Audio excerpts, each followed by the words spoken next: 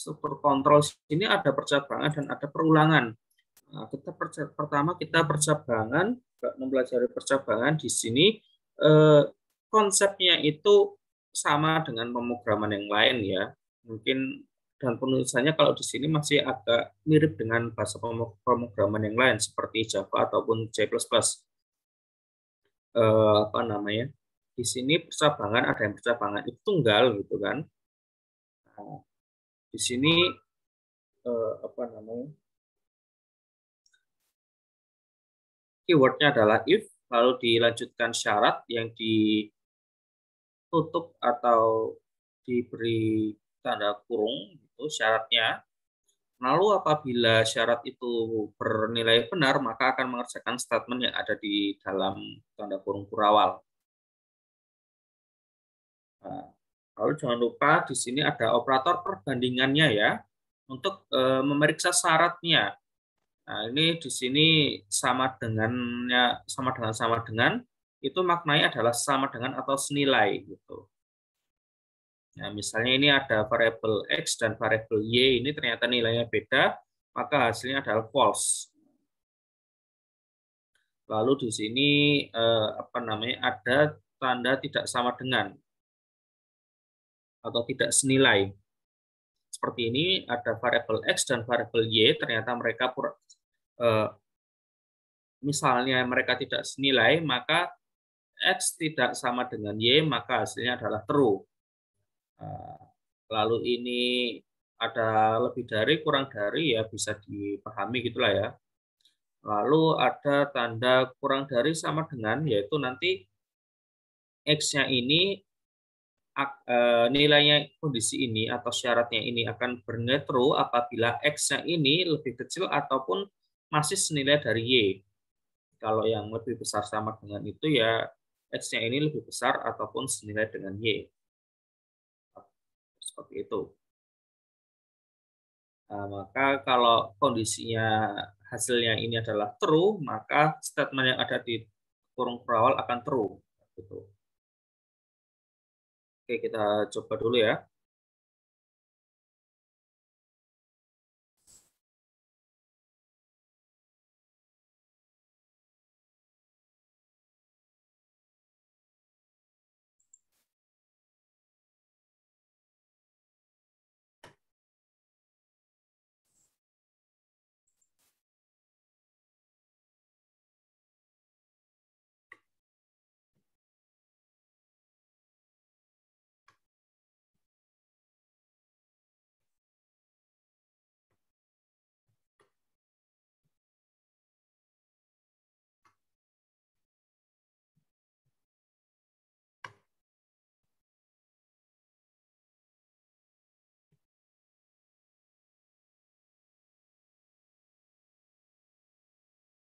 Coba kita ada variabel misalnya X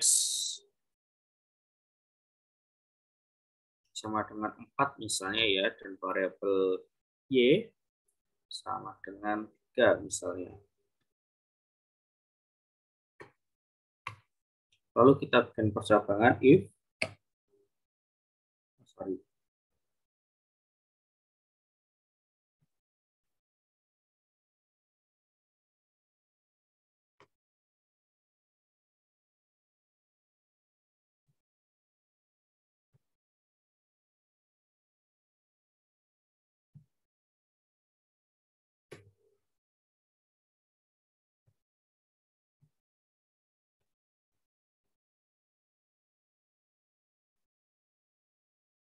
oh, ini aja kita langsung mencoba ini apa namanya menggunakan form aja biar lebih enak. Kita coba copy yang kemarin dulu aja ya.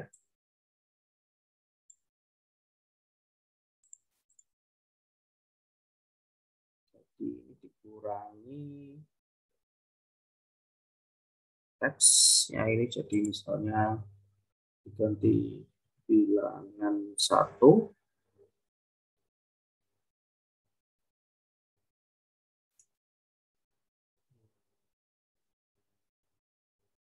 emailnya ini ganti bilangan dulu. Itu langsung ini dihapus saja.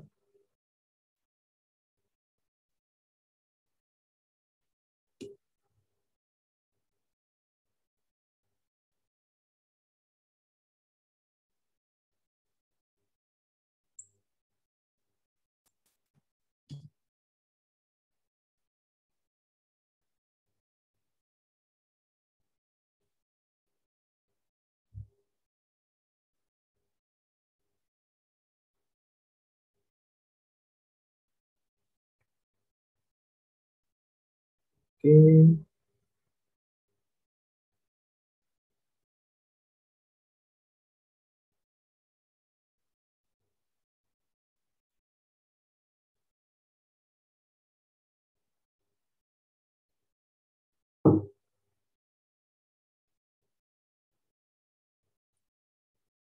Ganti name-nya diganti bill 1,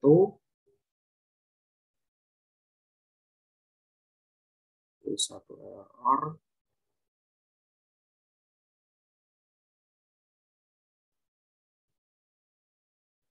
bill 2,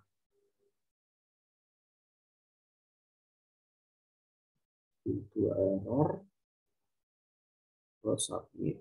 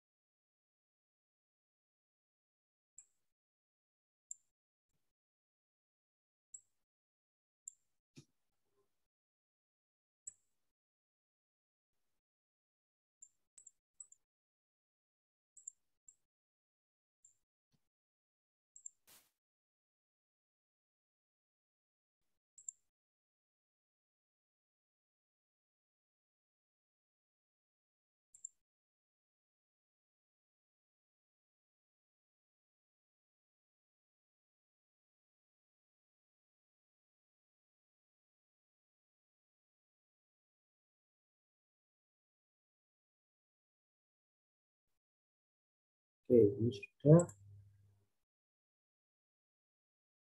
Kita belum bikin cabangannya. Nah, ini nanti coba if bill 1 lebih besar dari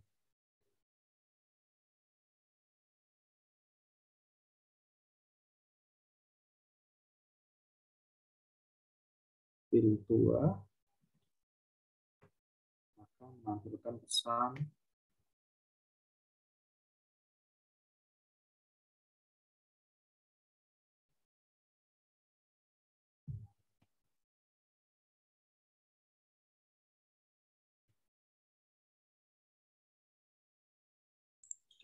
Seperti itu sudah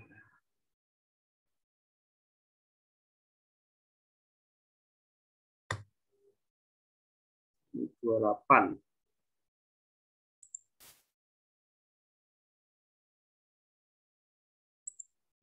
Oh, ini kelebihan 1.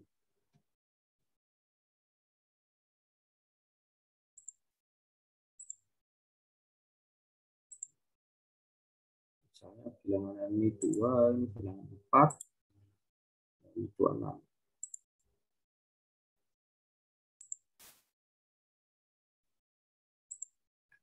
Ada, oh ini belum diganti, oh ini juga belum diganti.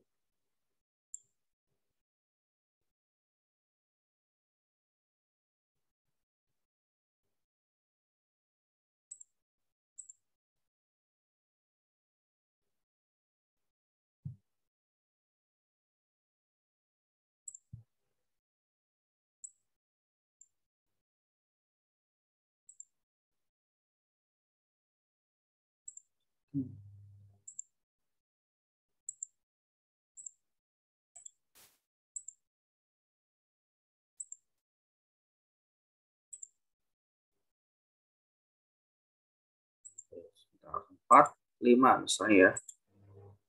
Ini belum muncul.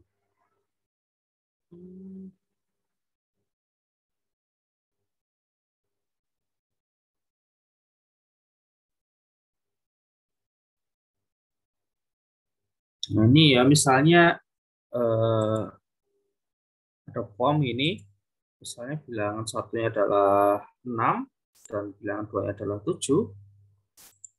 Kita submit. Nah, ada yang tahu kenapa ini tidak muncul padahal ini sudah benar? Kan 6, sorry, 7 deh, 7. Ini misalnya 1. Oh ini bisa. Jadi ternyata salah ini ya, salah aturannya. Kayak gini ya. Jadi ini misalnya ada, nah sebenarnya minggu lalu kita juga udah menggunakan if ya untuk mengecek apa namanya kondisi inputan itu sudah sesuai dengan aturan atau belum seperti itu kan. Nah, tapi di sini kita akan mencoba untuk hal yang lain seperti perbandingan seperti ini.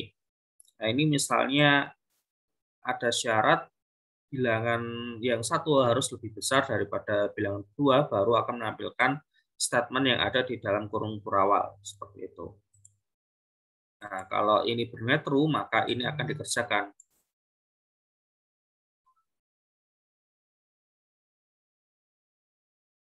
Kayak gitu.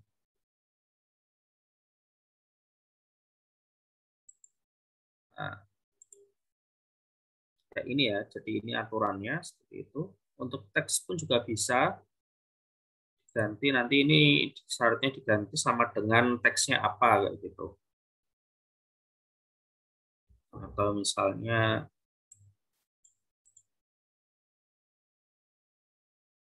kita ganti bilangannya bil 1 sama dengan misalnya Polines misalnya ya. Ini.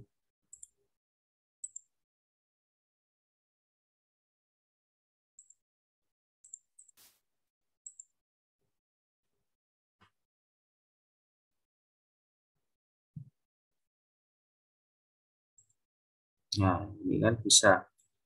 Jadi kan tadi ini ya benar ya, kondisinya benar sesuai dengan kata Polinas kayak gitu. Jadi ini juga bisa digunakan untuk password gitu kan.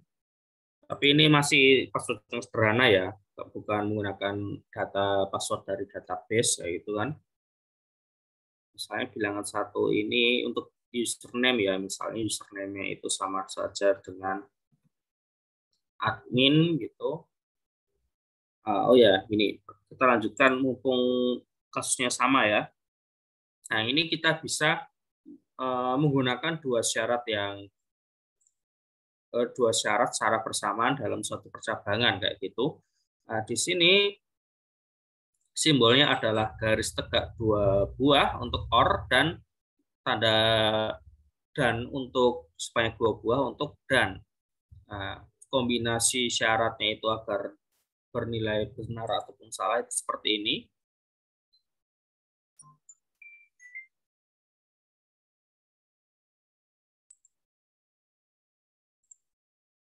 Seperti ini ya. Kalau syarat satunya true dan syarat duanya itu true, output OR-nya akan true ya, dan N-nya juga true. Nah, kalau syarat satunya true tapi syarat duanya false, untuk output OR-nya itu true, untuk output N-nya masih false. Lalu kalau dibalik, syarat satunya true dan syarat duanya syarat satunya false dan syarat duanya itu true, maka outputnya akan true dan outputnya N-nya akan false. Tapi kalau dua-duanya syaratnya itu false, maka outputnya OR itu false dan output N-nya juga false. Kayak gitu. Jadi intinya kalau N ini hanya mengerjakan apabila dua-duanya true. Jadi ini bisa digunakan untuk checking ini ya, username dan password seperti itu. Kalau username password kan dua-duanya harus benar ya, nggak boleh salah satu yang benar yang salah satunya salah, nggak bisa kayak gitu.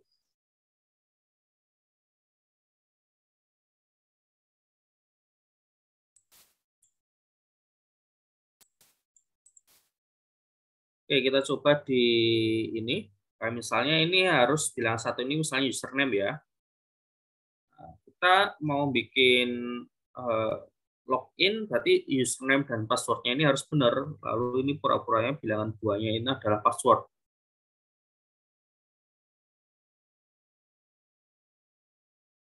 Admin passwordnya misalnya 1234 seperti itu.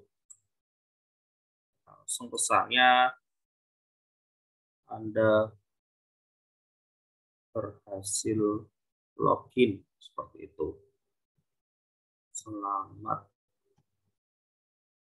datang admin. Misalnya seperti ini.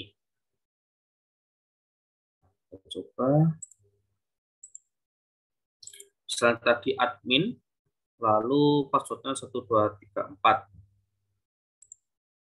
Nah, ini pesannya berhasil ya, Anda berhasil login, selamat Anda datang. Selamat datang admin, seperti itu.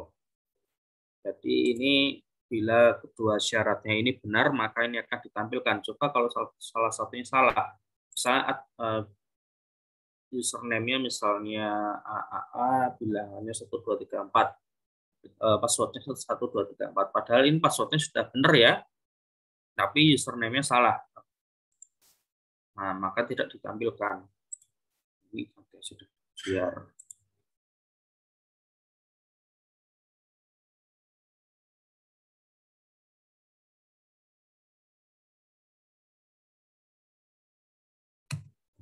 itu. Nah, ini untuk if tunggal ya. Jadi kalau benar akan dikerjakan dan kalau tidak, maka kalau false maka tidak akan mengerjakan apapun. Oke, lanjut. Nah, di sini ada statement else.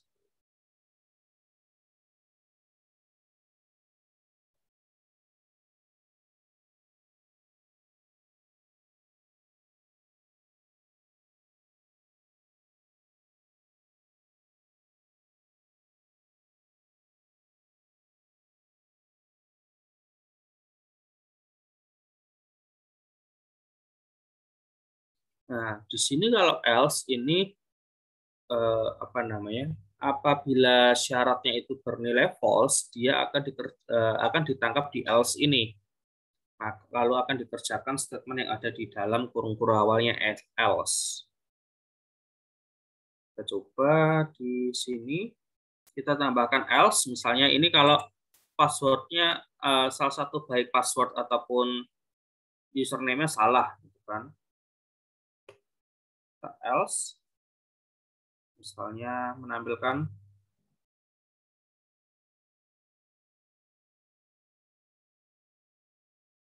echo sama dengan login gagal seperti itu. Jadi kalau salah satu baik admin ataupun passwordnya salah itu, baik username ataupun passwordnya salah, akan menampilkan pesan di else tadi.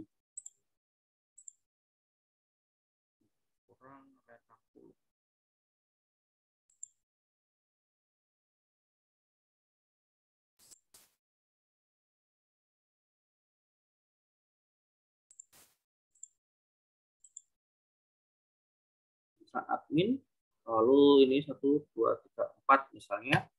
Nah, ini kan benar. Ini menampilkan pesan yang ada di if tadi. Yang ada di sini. Karena benar. Nah, kita coba yang salah, misalnya admin, passwordnya 1, 2, 3, 4, 5, 6, 7. Gitu kan salah ya. Nah, karena salah akan menampilkan pesan login gagal yang merupakan pesan di else-nya. Nah, karena ini gagal, karena syaratnya ini false, maka akan dilempar ke else dan menampilkan pesan login gagal. Seperti itu. Ini untuk yang percabangan menggunakan else. Nah, di sini kita bisa menambahkan kata kunci else if ya. Jadi di sini Anda bisa menambahkan satu syarat lagi. Ini sebenarnya bisa lebih dari satu yang ditambahkan ya. Bisa 1, bisa 2, bisa 3 dan seterusnya. Jadi nanti syaratnya ini ada minimal ada 2 syarat kalau menggunakan else if ini. Jadi kalau di sini kita mengerti pertama ini di if yang pertama ada syarat 1. Jika syarat 1 ini benar, maka akan mengerjakan statement yang ada di bawah di dalam tanda kurung awalnya, yaitu statement 1.1 dan statement 1.2 dan seterusnya. Lalu jika syarat 1 ini salah, maka dia akan lari ke else if-nya, memeriksa syarat 2-nya. Apabila syarat 2-nya ini benar, akan mengerjakan statement yang ada di tanda kurung awalnya ini, mengerjakan statement 2.1 dan 2.2. Nah, tapi kalau syarat 2-nya ini salah, maka mengerjakan yang else-nya. Jadi solusi terakhirnya seperti itulah dan mengerjakan statement yang ada di bawah else. Oke, kita coba di sini misalnya ya, kalau kan ini gagal kan, tapi gagalnya ini tidak dikasih tahu gagalnya salah di apa gitu. Misalnya kita tambahkan else if-nya lagi.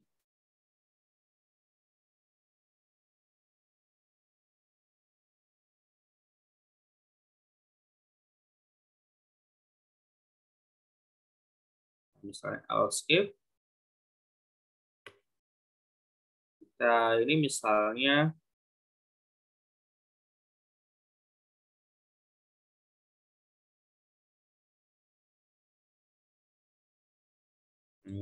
kalau ini kita gunakan or gitu ya. Kita gunakan or. Jadi kan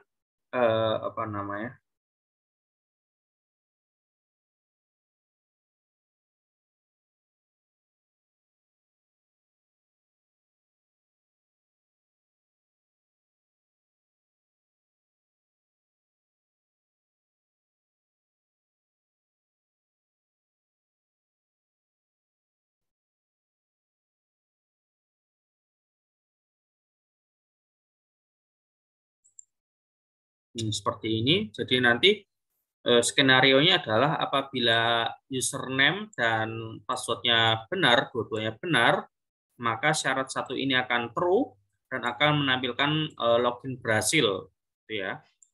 Nah, tapi jika false, berarti kan ada salah satunya salah ya, baik itu password ataupun username ya.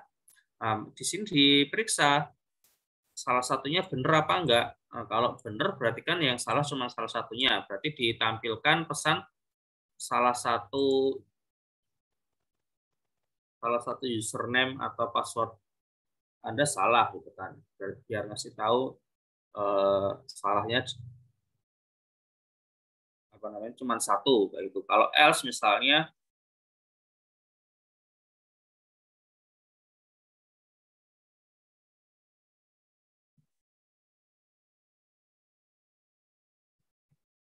nah, itu. Misalnya lalu kalau else ini berarti dua-duanya baik username ataupun passwordnya salah, maka akan menampilkan kedua password dan username dan password Anda salah semua seperti itu.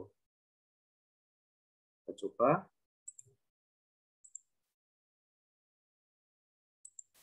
Nah, misalnya admin ini 1234 dulu yang benar, login berhasil ya. Lalu kita coba admin, passwordnya sembarang, kita submit. Nah, login gagal, salah satu dari username atau password Anda salah. Berarti ini masuk ke syaratnya else if tadi adminnya benar, passwordnya salah, maka akan menampilkan ini. Kan pakai or ya, or kan salah satu benar maka akan benar. Nah, karena yang adminnya sudah benar, maka syarat ini dianggap benar dan menampilkan pesan ini. Nah, kita coba salahkan semua, misalnya ini asal juga, ini juga asal, submit. Nah, ini menampilkan pesan username dan password Anda salah semua, login gagal. Nah, karena ini tadi apa namanya? Di sini admin pas username-nya salah dan passwordnya juga salah, false or false, maka akhirnya adalah false, maka akan lari ke else dan menampilkan pesan di else. Atau kita mau mencoba yang lain juga bisa, misalnya di sini passwordnya tidak sama dengan admin misalnya gitu ya. Username-nya tidak sama dengan admin, berarti ini diganti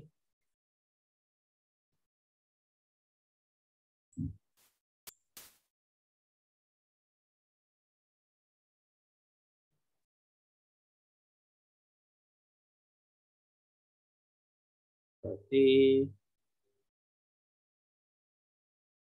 salah gitu kan. Berarti kalau adminnya ini benar, kalau benar kan eh, kalau adminnya ini kalau username-nya ini sama dengan admin, maka dia akan lari ke else karena dia tidak memenuhi syarat yang ini kan. Maka berarti kesalahan kalau username-nya benar, berarti yang salah adalah password. Berarti ini kita ganti pesannya menjadi password yang salah.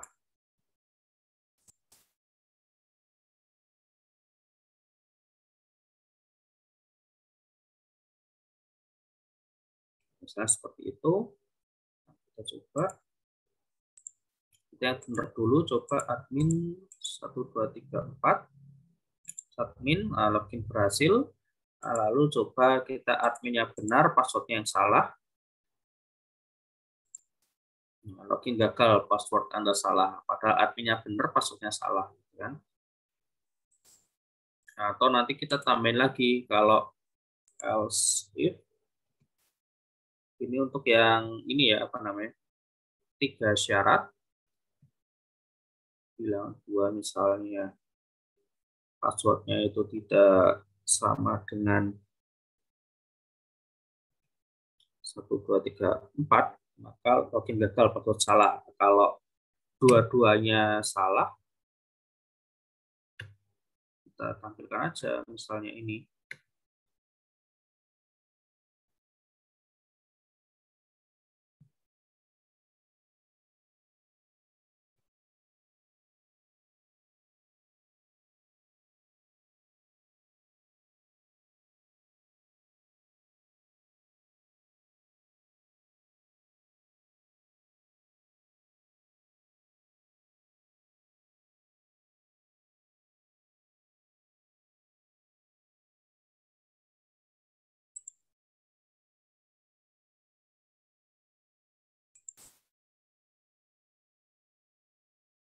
Tapi ini kayaknya salah, ini deh logiknya agak salah deh.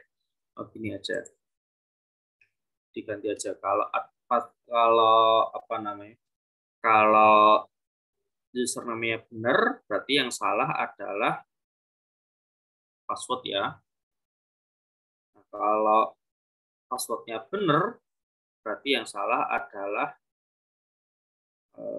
username-nya. Tapi kalau dua-duanya salah, berarti username dan passwordnya salah semua. Oke, itu ya. Kita coba 65 ini kurang.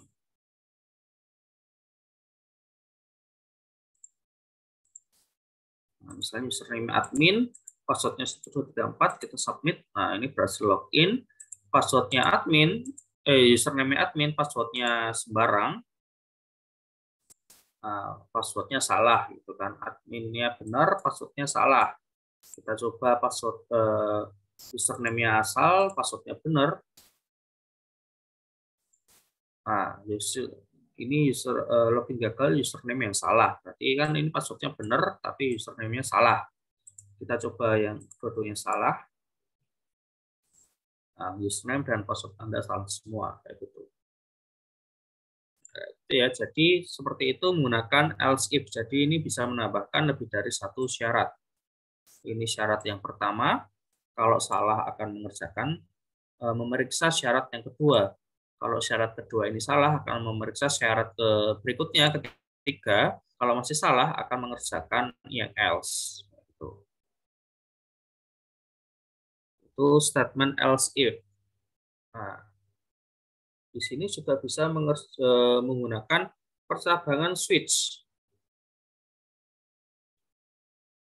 Nah, di sini bedanya ini switch-nya ini menggunakan option ya, option 1, option 2, option 3 gitu.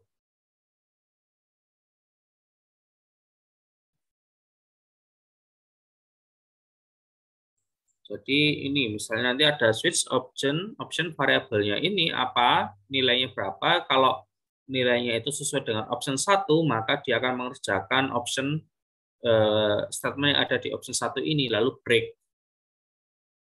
Lalu jika option satunya ini tidak sesuai, maka akan mengerjakan option 2. Lalu kalau salah semua, baru lari ke default. Defaultnya mirip else-nya. Kayak gitu. Dan di sini ada break. Kenapa? Untuk menghentikan agar tidak mengerjakan baris di bawahnya. Kalau tadi kan if else-nya tadi dipisahkan dengan tanda kurung kurawal ini ya. Jadi tidak akan mengerjakan statement kondisi yang lain. Di sini sama, tapi dia menggunakan break. Jadi kalau option 1 ini benar, langsung break, berhenti gitu. Tidak akan mengerjakan di bawahnya. Kalau nggak ada break, maka dia akan mengerjakan statement-statement di bawahnya kayak gitu. Ini kita bikin lagi aja ya.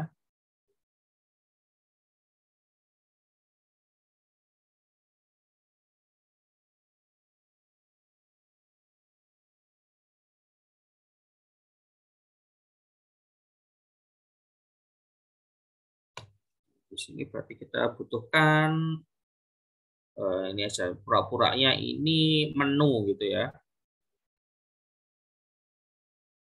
Jadi kita hanya butuh satu aja input itu misalnya dulu passwordnya ini dihapus.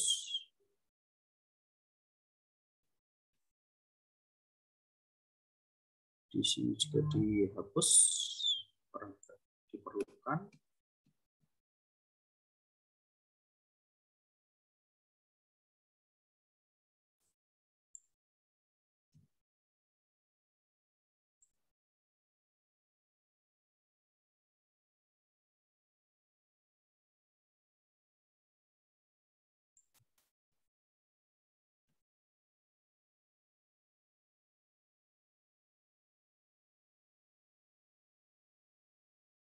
Misalnya ini inputnya apa, lalu di sini switch variabelnya adalah bilangan 1.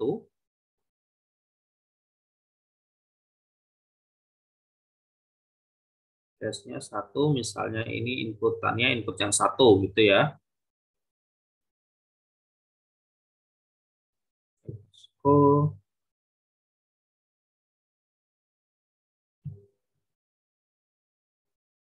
memesan ayam goreng Pakil misalnya itu. Nah, kita bikin skenario yang lain gitu, misalnya yang lain case 2-nya di sini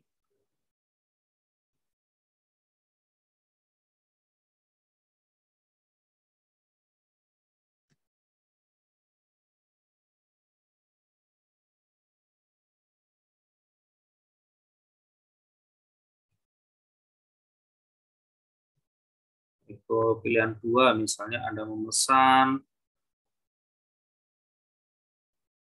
ayam bakar deh, ayam bakar, ayam bakar Upin gitu, misalnya defaultnya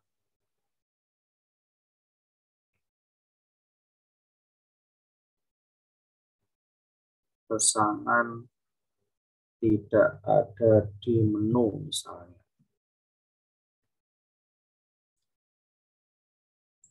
Kita tambahkan aja biar kelihatan.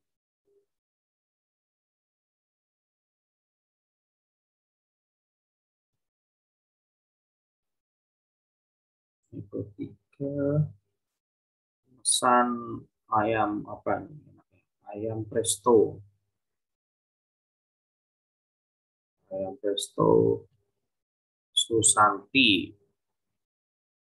Nah, itu ya, lalu di sini misalnya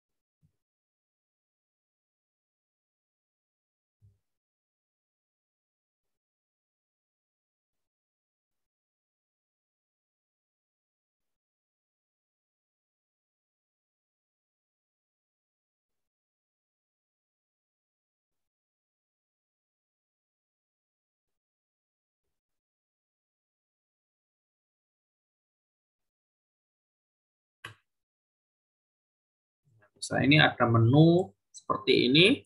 Nah, kita pilih inputnya pilih 1. Nah, Anda memesan ayam goreng gitu kan. Lalu Anda pilih 2, Anda memesan ayam bakar, pilih 3, memilih ayam presto. Nah, kalau misalnya pilihan keempat itu, maka dia akan lari ke defaultnya, pesanan tidak ada di menu seperti itu. Jadi itu cara menggunakan switch-nya. Jadi ya ini lebih enak ya daripada menggunakan if else, karena tinggal seperti ini aja, tinggal cache. Nah, tapi di sini hanya bisa digunakan untuk option-nya aja, pilihan-pilihan aja, tidak bisa menggunakan kondisi perbandingan kayak tadi lebih besar ataupun sama dengan atau yang lainnya seperti itu.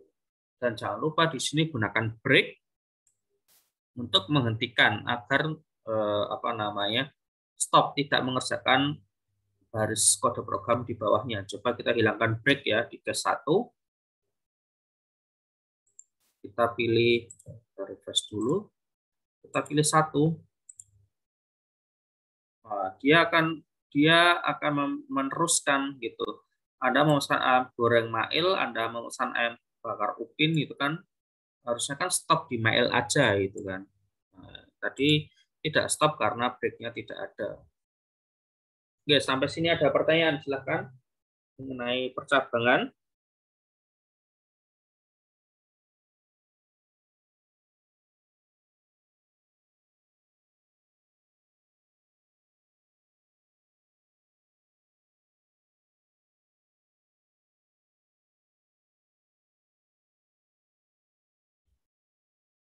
Oke, kalau tidak ada kita lanjutkan materinya di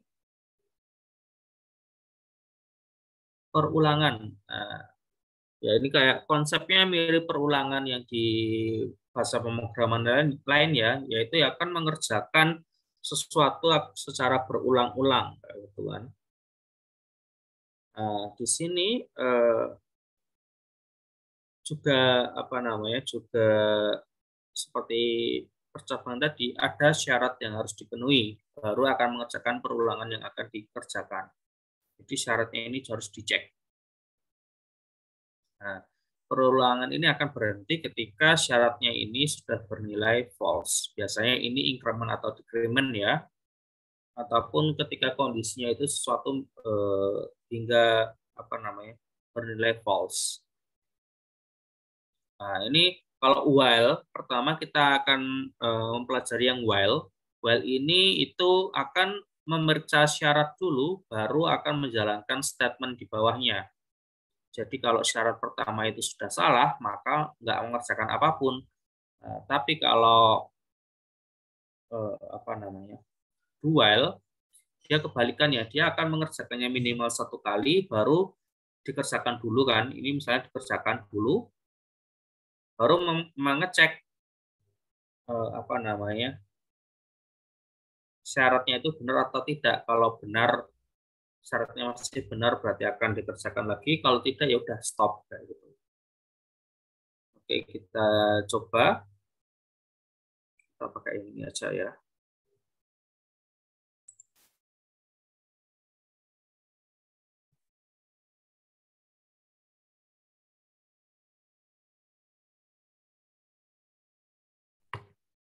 Ini kita gunakan while. Misalnya ini jumlah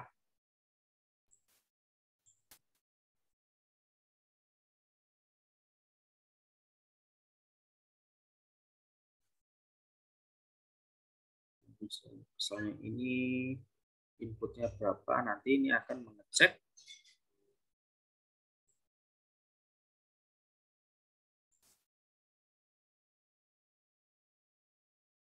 jadi ini akan mengecek selama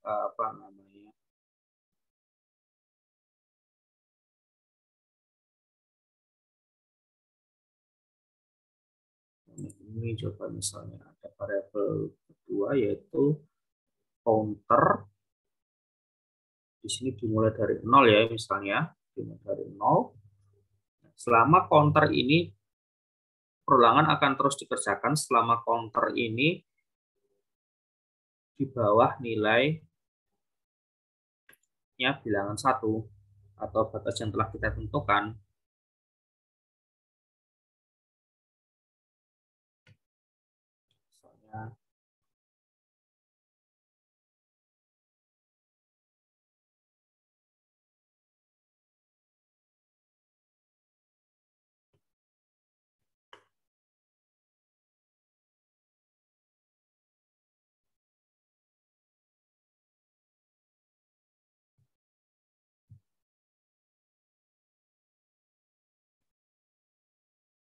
Misalnya misalnya ini counternya ini kan kurang dari ya. Jadi selama counternya ini kurang dari bilangan 1 atau bil 1 atau batas yang kita tetapkan tadi, maka perulangan akan terus dikerjakan. Oke, kita coba.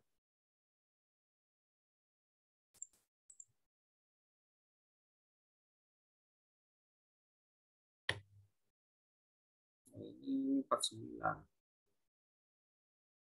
Oh,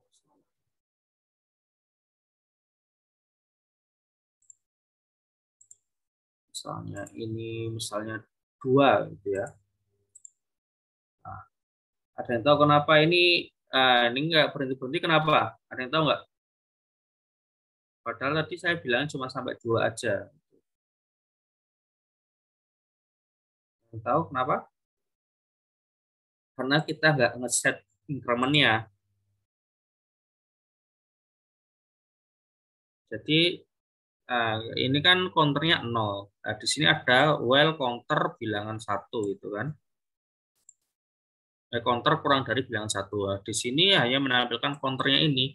Nah, di sini selama counternya ini 0 kurang dari 2, maka dia akan terus menampilkan ini statement, menjalankan statementnya ini, dan counternya akan terus bernilai 0, nggak akan naik. Kita tambahkan biar naik kita tambahkan ini apa namanya, increment-nya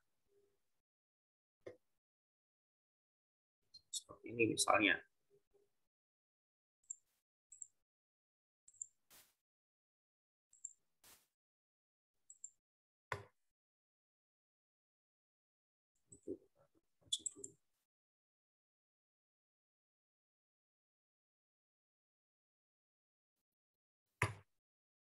Misalnya batasnya adalah 3, kita submit. Ini batasnya adalah 3, ini counternya 1, 2, 3. Gitu. Jadi,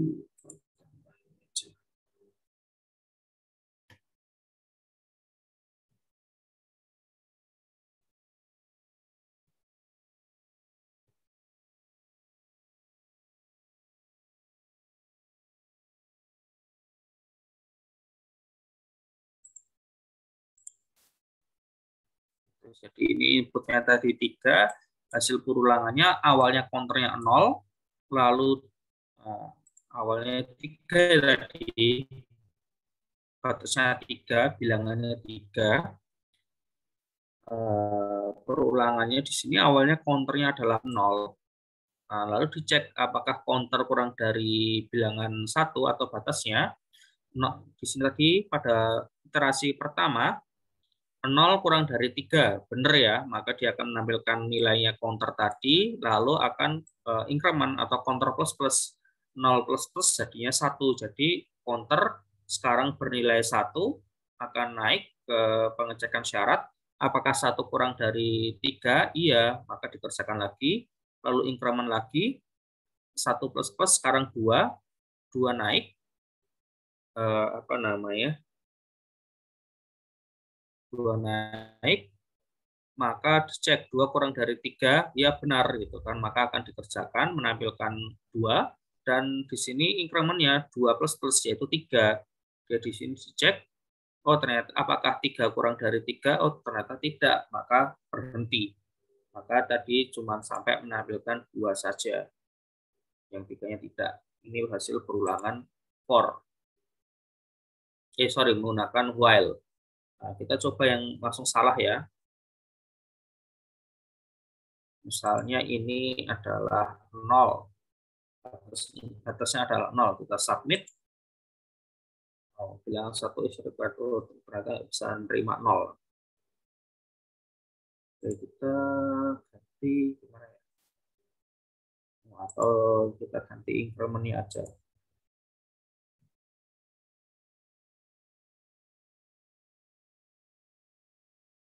Kita ganti increment ya. Misalnya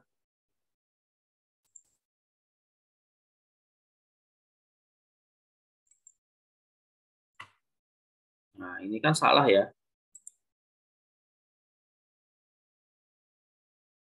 Atau ini inputnya adalah 1. Nah, jadi akan menampilkan bilangan counternya ini selama dia itu kurang lebih besar dari 1 itu kan. Nah, kalau dia 1, kalau dia 10, karena batasnya kan 10 counternya tadi. 10, nah, 10 itu sama dengan 10, tidak lebih besar dari 10 gitu kan. Maka ini perulangannya syaratnya tadi harus langsung salah. Oleh karena itu dia tidak akan mengerjakan perulangannya. Coba kalau 11 apa namanya, inputnya itu batasnya bawah itu adalah 2. Nah, ini benar kan? 10, 9, 8, 7, 6, 5, 4, 3. Seperti itu. Tapi kalau salah, misalnya batasnya 10, maka dia akan langsung salah. Dia tidak akan mengerjakan apapun. Berbeda dengan do while. Ini perulangan while ya misalnya.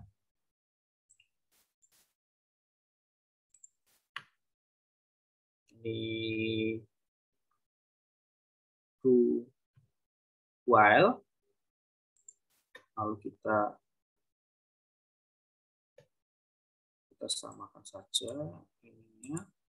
Lalu syaratnya ini juga sama.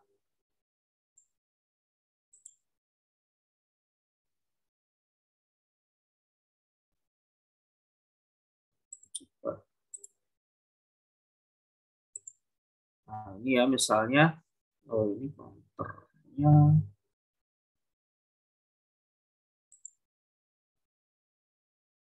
kita bedakan saja counter 2-nya, biar tidak terpengaruh yang atasnya ya.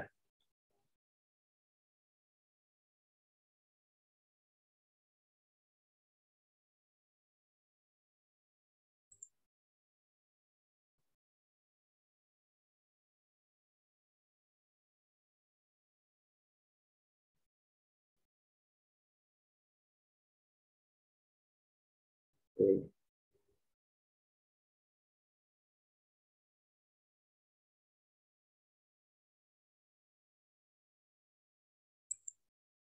Nah, ini kita coba tadi yang batas bawahnya 9, 22 aja.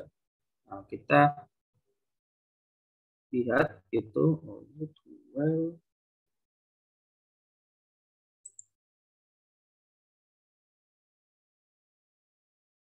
Oh ini ya, susah.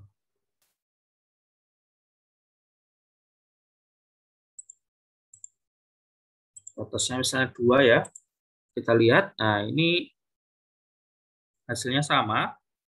Dia mengerjakan, kalau yang while tadi mengecek, lalu akan mengerjakan statement di bawahnya. Kalau ini dia mengerjakan sekali, baru mengecek. Kalau syaratnya benar di awal itu tidak ada perbedaan. Tapi kalau coba langsung salah di awal ya, kita submit. Nah, perulangan yang while ini dia tidak akan menampilkan apapun. Tapi kalau perulangan dual, dia akan mengerjakan sekali, yaitu menampilkan nilai counternya, baru dia ngecek, oh ternyata salah, ya udah nggak jadi dikerjakan perulangannya. Itu perbedaan antara dual dan while. Sampai sini ada pertanyaan?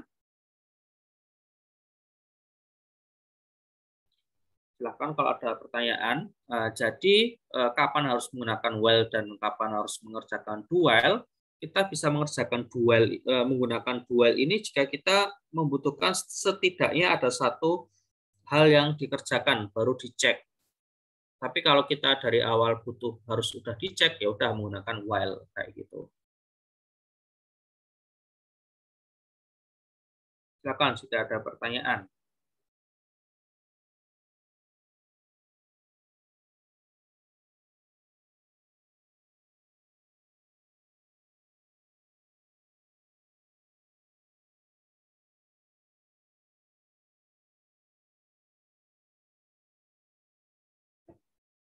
Jadi kalau tidak ada, kita lanjut ke for ya, perulangan for.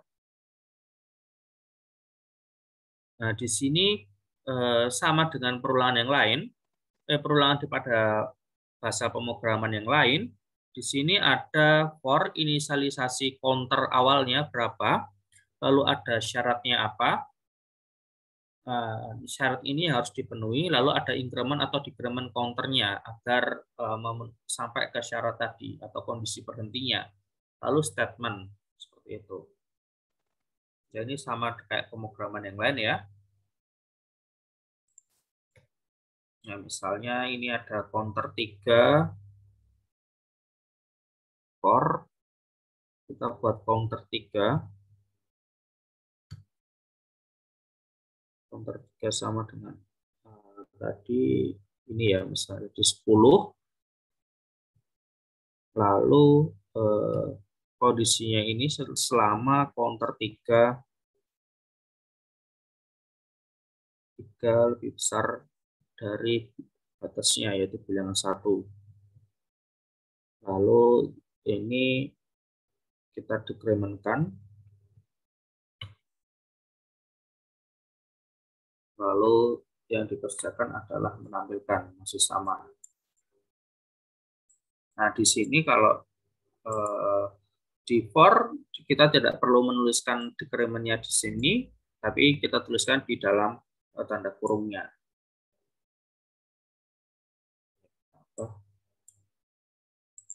Biar ada jelas.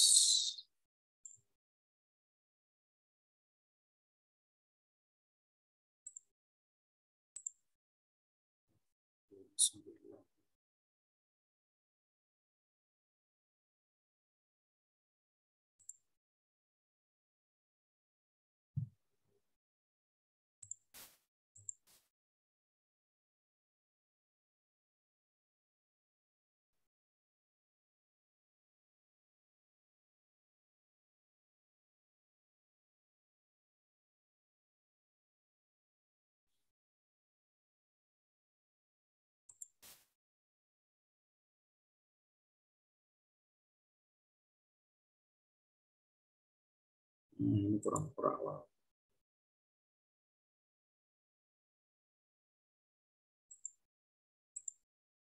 Nah, seperti ini misalnya ya, kita 2.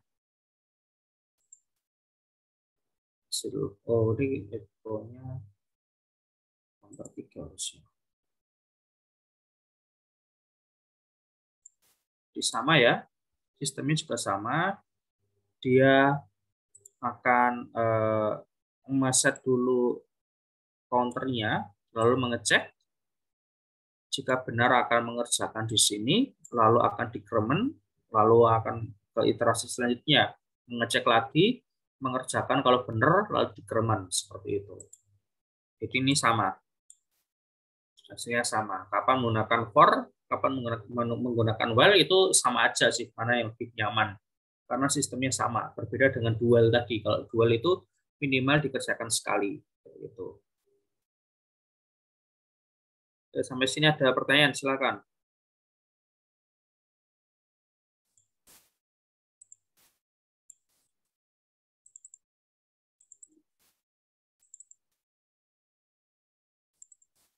Kalau tidak ada, kita ke array.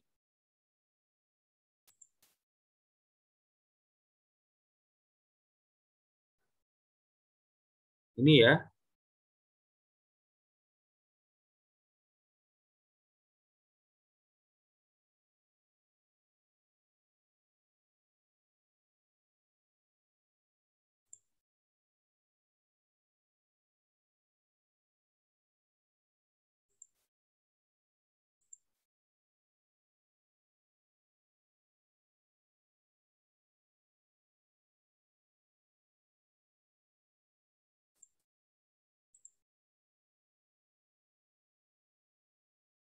Nah, array itu sama kayak bahasa pemrograman yang lain, array itu digunakan untuk menampung beberapa nilai di dalam suatu variabel. Dan di sini tipe datanya harus sama gitu. Ini bisa berupa angka ataupun string gitu. Dan array ini dia memiliki sistem pengindeksan karena dia menampung banyak ini ya, banyak nilai, nilai itu diberi indeks. Nah, di sini kapan kita menggunakan array? Ya, kalau kita butuh menyimpan banyak nilai daripada kita membuat banyak variabel, ya udah kita bikin satu variabel yang bisa menampung banyak nilai itu. Nah, di sini indeks array atau vektor. Di sini nama array, yaitu nama array yang akan kita berikan. Lalu ini nomor tidak di dalam tanda kurung siku ya, ada nomor indeksnya. Nomor indeks itu adalah apa namanya, alamatnya atau indeks dari nilai itu, dan ini dimulai dari 0. Nah, ini yang indeks array atau vektor ya. Lalu ada associative array, yaitu ini digunakan untuk string biasanya. Lalu biasanya ini nama array, namanya tadi. Lalu ada str index. Ya, ini adalah string yang digunakan sebagai indeks untuk associative array. Nah, ini yang pertama kita akan membahas mengenai indeks array. Nah, di sini ada array mobil gitu kan, car sama dengan array, lalu nilainya apa gitu. Nah, ini cars-nya ini nama variabelnya ya, lalu dia tipenya adalah tipe array, dituliskan array di sini, lalu kita tuliskan apa namanya, nilai-nilainya di sini. Atau kita bisa memberikan langsung ke indeksnya seperti ini. Nah, Cars 0 Volvo, Cars 1 BMW, Cars 2 Toyota, seperti itu. Jadi lebih enak yang mana terserah, ini sama aja gitu. Lalu pemanggilannya ini tinggal pakai echo, lalu kita panggil variabel diikuti dengan indeks berapa yang mau dipanggil kayak gitu.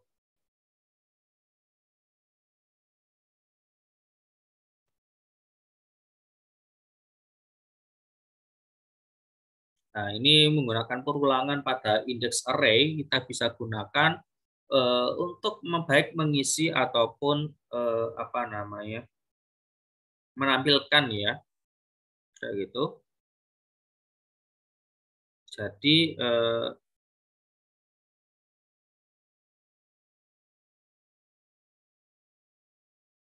di sini bisa dilihat, misalnya ini ada array mobil, ada Volvo, BMW, Toyota gitu. Nah, di sini kita bisa menggunakan kata kunci count untuk menghitung panjangnya array ini, ada berapa data di dalamnya. Gitu. Lalu kita bisa menggunakan perulangan untuk menampilkan data yang ada di dalam array tersebut. Ya udah, kita karena tadi indeks array dimulai dari 0, maka counternya ini dimulai dari 0. Lalu perulangan ini akan dikerjakan selama counter X tadi atau counter array tadi itu lebih kecil daripada array length atau panjang array-nya. Berarti kan indeks terakhir sebuah array kan sama saja panjang array dikurangi 1 kan. Misalnya ada 5 data gitu kan. 5 data ini kan indeksnya 0, 1, 2, 3, 4 kan. Berarti kita menggunakan simbol kurang dari gitu. Lalu ini increment. Lalu di dalam perulangannya, di statementnya kita bisa menampilkan nilainya dengan cara echo, lalu nama variabelnya di sini cars, lalu kita ikutkan indeksnya berapa. Nah, ini nanti setiap iterasi atau setiap perulangan nilai X-nya ini akan naik karena increment-nya ini awalnya dia menampilkan indeks ke 0, kemudian dia increment menampilkan indeks ke 1, increment lagi menampilkan indeks kedua dan seterusnya gitu.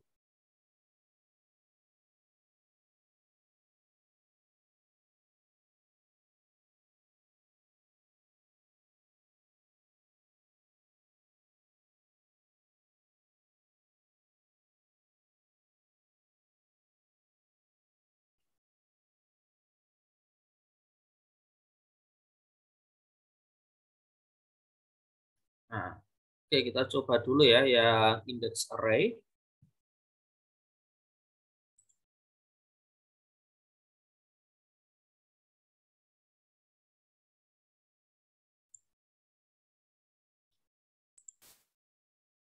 Misalnya ini tadi.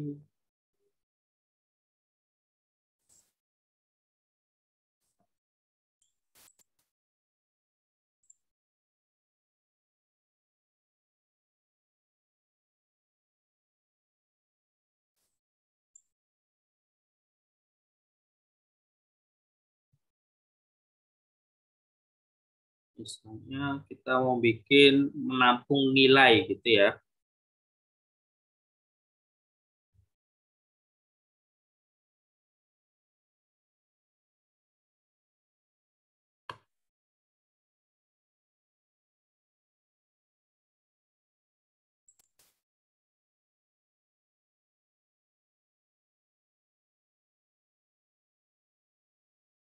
Ini sebentar, kayaknya ini lebih kurang cocok di sini.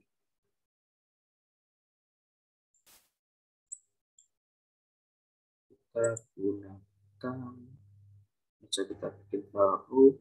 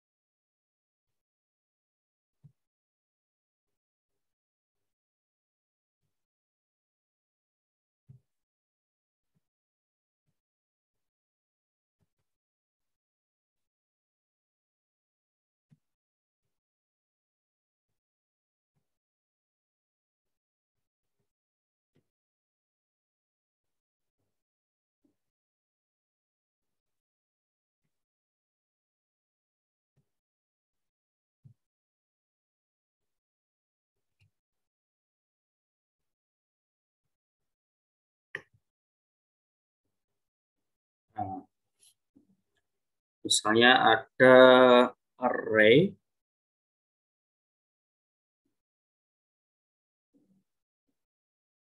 Saya ada data, array data, ini sebuah array.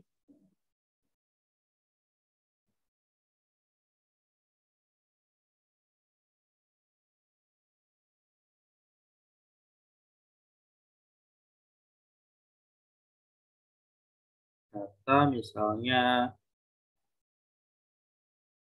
data mahasiswa gitu ya. Misalnya ada Joko, lalu ada Bowo, ada Donald, misalnya seperti itu. Lalu kita gunakan for untuk apa namanya? Oh ya sebelumnya ini apa namanya? Kita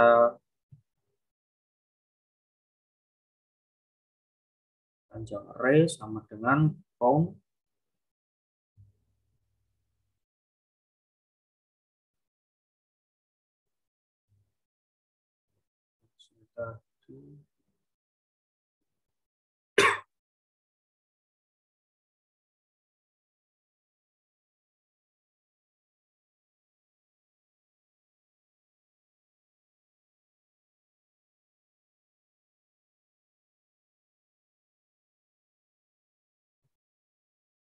for ini ada misalnya ada counter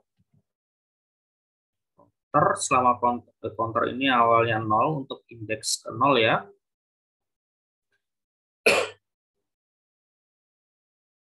Lalu perulangan akan dikerjakan selama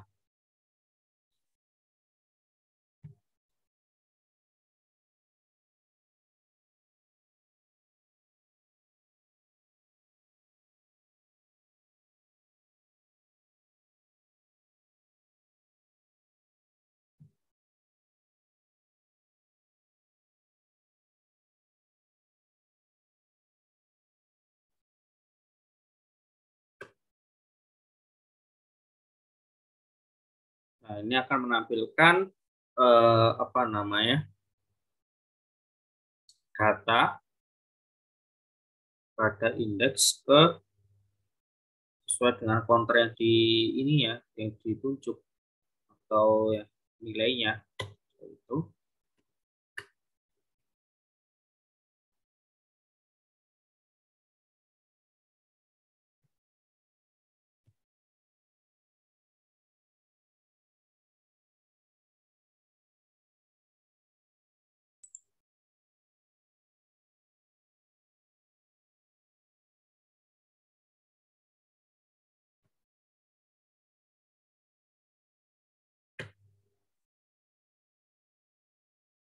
Hmm,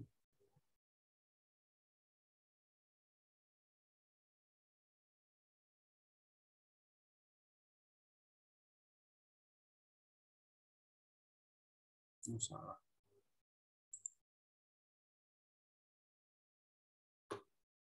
Kayak gitu. Jadi ini sesuai dengan ininya ya.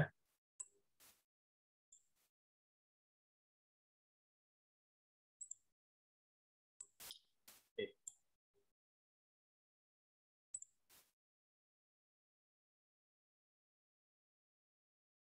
Ini sesuai dengan isinya tadi. Awalnya dia menampilkan indeks ke 0, kemudian menampilkan indeks ke 1, lalu menampilkan indeks kedua. Nah, seperti itu. Nah, kalau mau ditambahin lagi, misalnya seperti ini. Refresh. Nah, maka dia akan otomatis mengikuti panjang array-nya. Nah, enaknya di sini jika kita menggunakan count array ini, berapapun apa namanya panjang array-nya akan otomatis diupdate. Kita nggak harus mengupdate variabel panjang array-nya ini karena count-nya ini akan otomatis menghitung jumlah perubahan panjang datanya di sini. Jadi ini juga bermanfaat nanti ketika Anda menggunakan database. Database itu kan datanya bisa diubah atau ditambahkan atau dikurangi ya. Dan ini akan lebih fleksibel kayak gitu aja. Misalnya kita kurangi aja nih, gitu kan. Ya udah ini berarti cuma dua ini aja. Panjang array-nya akan otomatis berubah kayak gitu.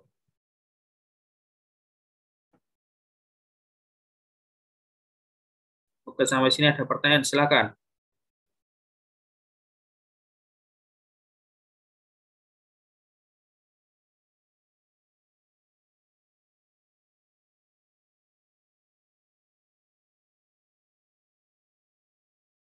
Belum, Mbak. Oke.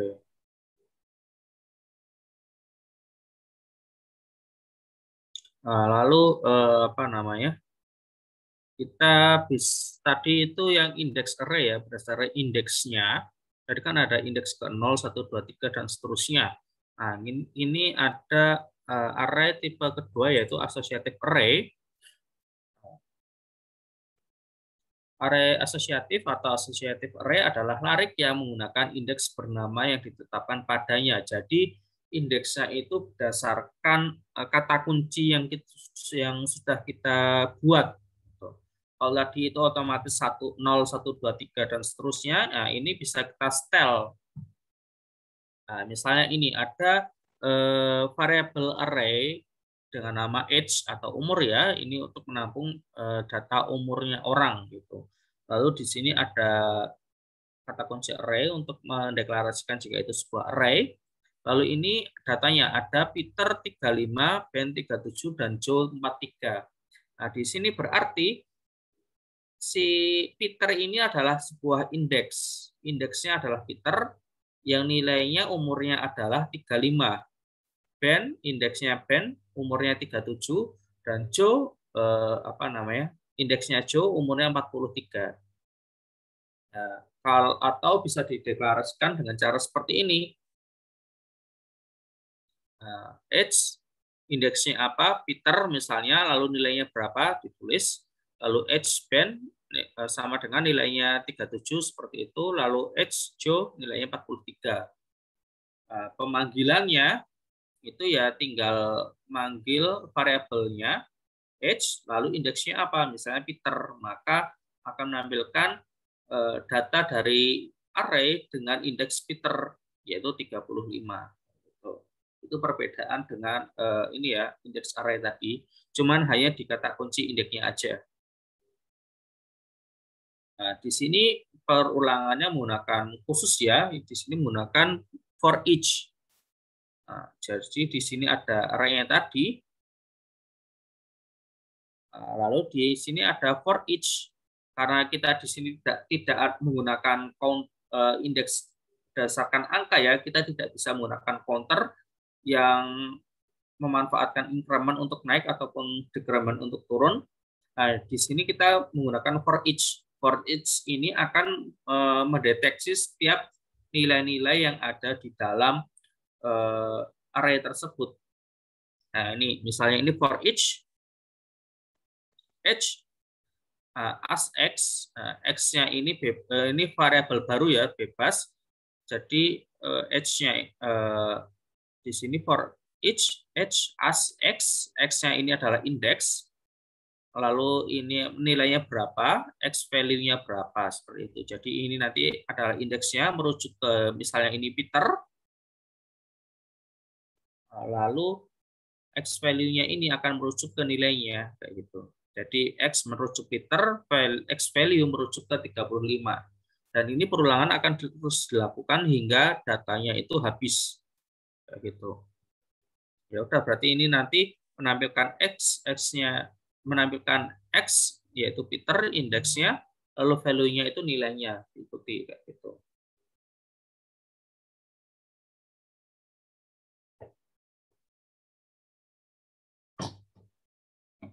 Oke, kita coba ya.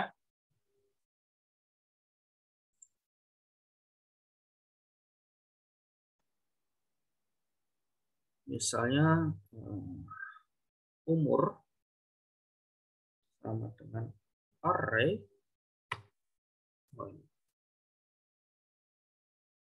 Ini sudah disediakan template-nya sih sebenarnya.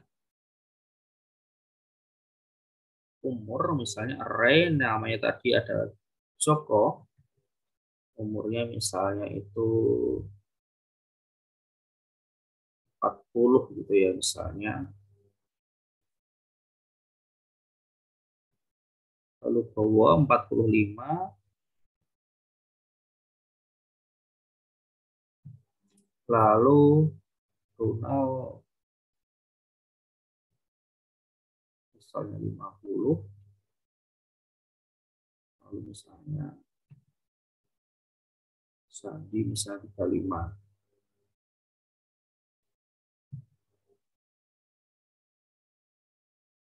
Lalu kita gunakan for each.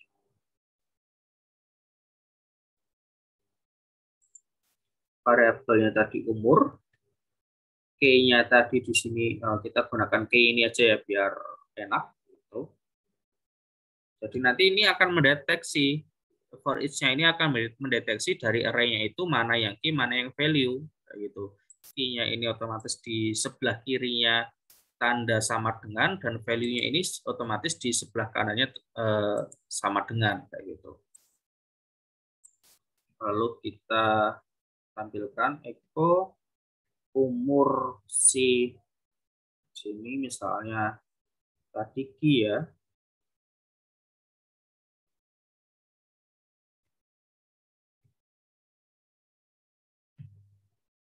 Adalah value-nya berapa?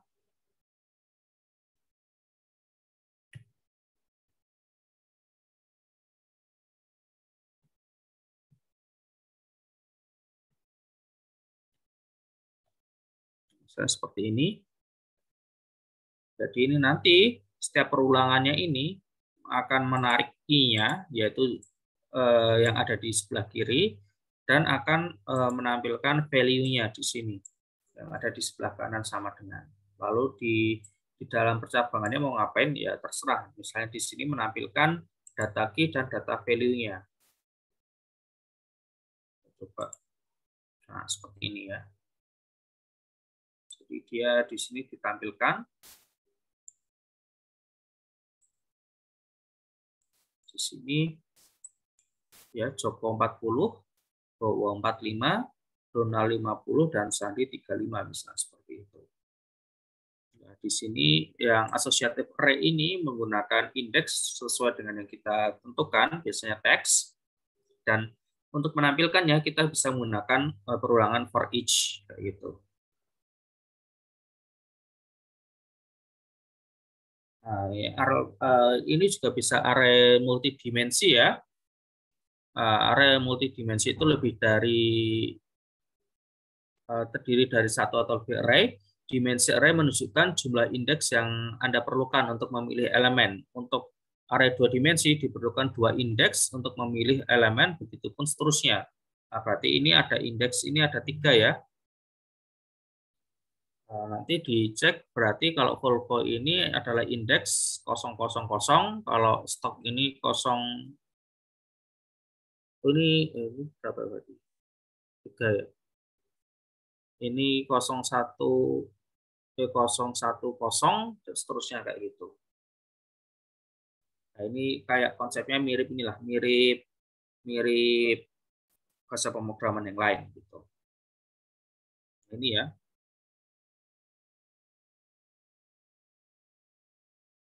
Nah, ini ada array kayak gini. Ini kan array 0,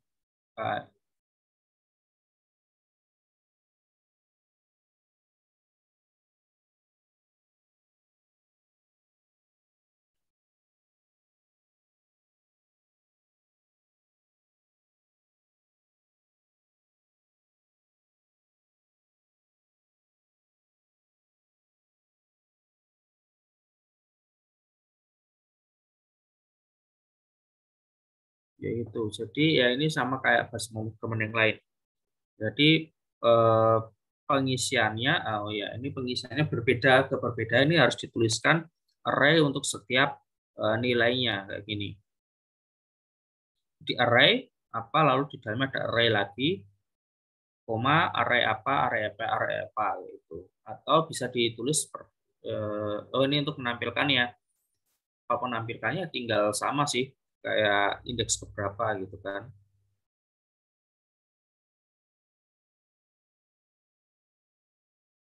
Kayak gitu. Nah, kalau untuk menampilkan menggunakan perulangan ya harus menggunakan menggunakan dua perulangan untuk berpindah dari kolomnya dan berpindah dari barisnya. Yang pertama ini biasanya pertama ini adalah baris, yang kedua adalah kolom. Jadi nanti dia akan mengecek satu-satu dulu baru ke bawahnya. Kayak itu. Jadi setiap data setiap orang itu dicek dulu hingga kolom terakhir, baru ganti ke orang yang lain atau di sini mobil kayak gitu. Oke, sampai sini ada pertanyaan, silahkan.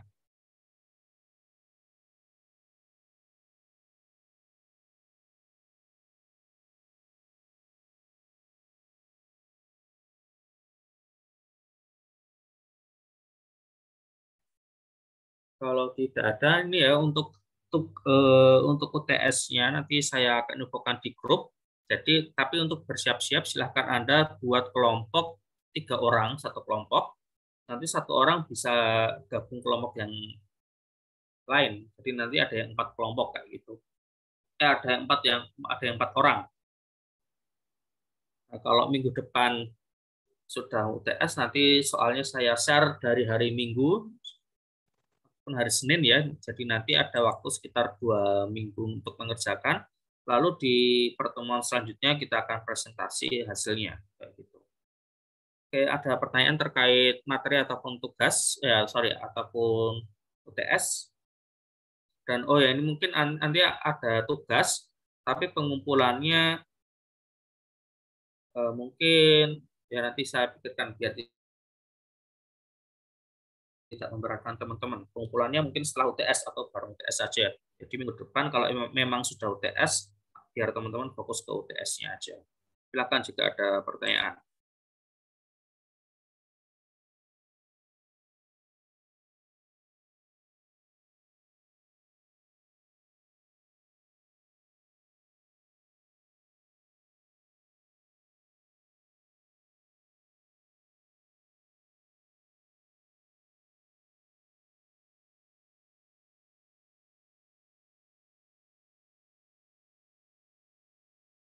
Ada pertanyaan silakan.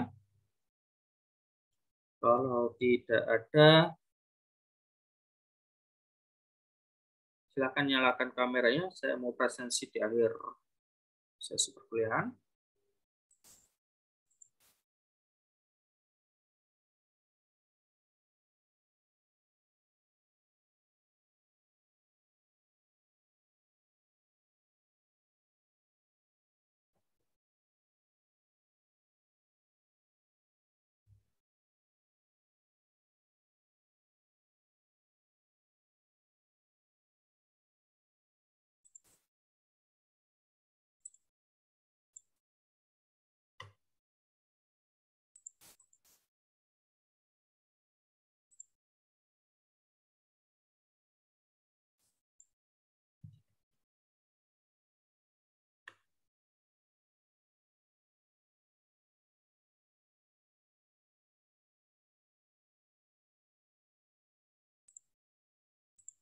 Oke, silakan bersiap-siap.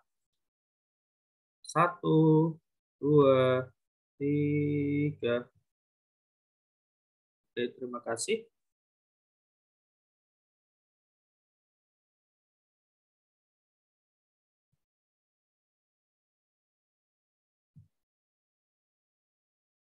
Oke, kalau nggak ada pertanyaan, terima kasih atas kehadiran teman-teman pada pagi hari ini. Sebelum kita tutup perkuliahan pada pagi hari ini, marilah kita berdoa. Berdoa mulai.